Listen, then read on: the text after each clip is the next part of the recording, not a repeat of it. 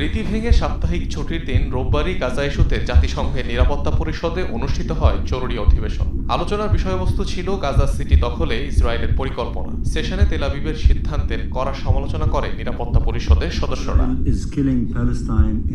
ইসরায়েলের গাজা সিটি দখলের পরিকল্পনাকে ভুল আখ্যা দিয়ে পুনর্বিবেচনার আহ্বান জানিয়েছে যুক্তরাজ্য। দেশটির দাবি, এ ধরনের সামরিক অভিযান সমাধানের কোনো পথ নয়, উল্টো আরও সংঘাত বাড়াবে।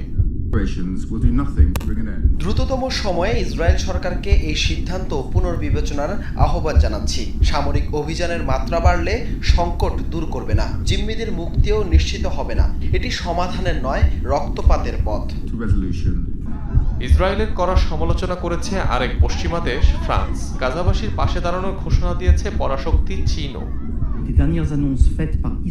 প্যারিস সবচেয়ে কঠোর ভাষায় নিন্দা জানায় এ ধরনের সিদ্ধান্তের। সেখানকার বাসিন্দারা ইতোমধ্যেই ভয়াবহ অবস্থায় বাস করছে। প্রতিদিন ক্ষুধার্ত শিশু আর ত্রাণ সংগ্রহকারীদের মৃত্যুর ছবি আর নেওয়া যাচ্ছে না।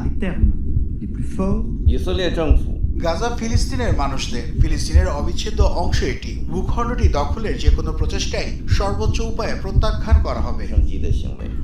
অবিলম্বে গাজা সিটি দখলের পরিকল্পনা থেকে ইসরায়েলকে সরে আসার দাবি জানিয়ে যৌথ বিবৃতি দিয়েছে যুক্তরাজ্য, ফ্রান্স, ডেনমার্ক, গ্রিস ও স্লোভেনিয়া।